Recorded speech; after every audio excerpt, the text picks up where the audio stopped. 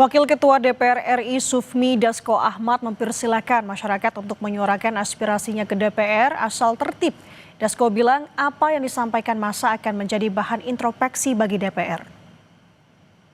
Ya, pada dasarnya kan kita menghormati hak untuk berserikat, berkumpul dan menyatakan pendapat, dan tentunya menyuarakan aspirasi kepada DPR RI kita akan terima dengan baik dan kita akan lakukan juga introspeksi ke dalam.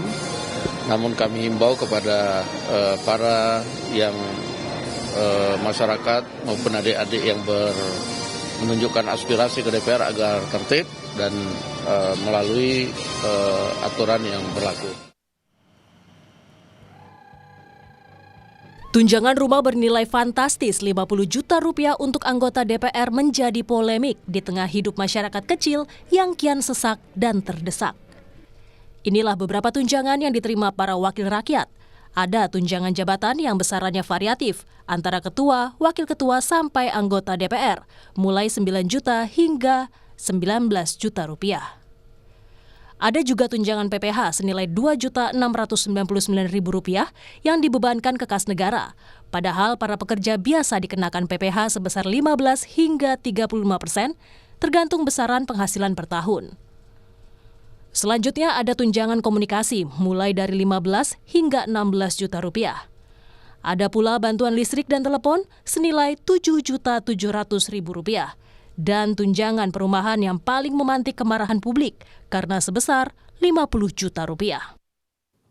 Namun belakangan Wakil Ketua DPR RI Adis Kadir menyatakan tidak ada kenaikan gaji melainkan hanya beberapa tunjangan seperti tunjangan rumah yang sudah dianggarkan sejak tahun lalu. Seperti saya sampaikan, tunjangan beras itu tidak ada kenaikan sejak tahun 2010, itu sebesar 200.000 kurang lebih per bulan. Jadi itu saja yang ingin saya klarifikasi. Jadi saya sampaikan tidak ada kenaikan gaji. Yang ada memang hanya tunjangan perumahan yang sudah dianggarkan sejak tahun lalu.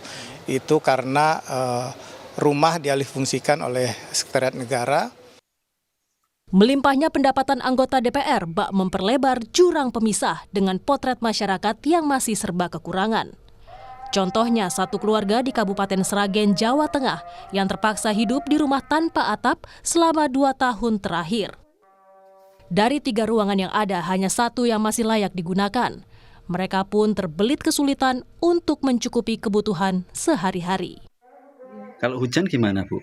Kalau nggak hujan biasa, kita nggak ngungsi. Kalau hujan angin gitu, paksa kita ngungsi. Ke tempat? Adiknya. Adik ya. Karena tempat kakak ya, adiknya itu. Bu, dengan tanpa jendela dan pintu ini apakah tidak kedinginan, Bu, kalau malam? Ya, dingin sekali. Ya mau nggak mau gimana lagi, kan Pak tutup berdua saja, agak rapat saja. Untuk masak gimana, Bu? Ya dari kayu dah. Kadang kalau uang ya ada uang 50 buat apa? Ya udah masak. Kadang kita mau masak, ya udah masak situ. Apa adanya. Kebijakan tunjangan perumahan sebesar Rp50 juta bagi anggota Dewan memantik emosi publik berujung aksi unjuk rasa. Ya, saya berharap 2 ya. Pertama, tentu mereka segera mengubah ketentuan kenaikan tunjangan itu. Ya kan, supaya masyarakat kita merasa bahwa mereka yang berada di gedung DPR itu adalah memang wakil mereka, bukan orang asing. Segeralah mereka mengubah perilaku. Tadi ada 3 yang saya sebutkan itu ya, gaya hidup, ya, soal kesenjangan dan perilaku, dan yang ketiga adalah soal visi politik ataupun pandangan politik mereka gitu. Kemewahan yang didapat anggota DPR dinilai tak berempati dengan kesulitan ekonomi masyarakat, salah satunya badai pemutusan hubungan kerja. Masyarakat juga mempertanyakan semangat efisiensi yang digaungkan pemerintah. Tim Liputan, Kompas TV.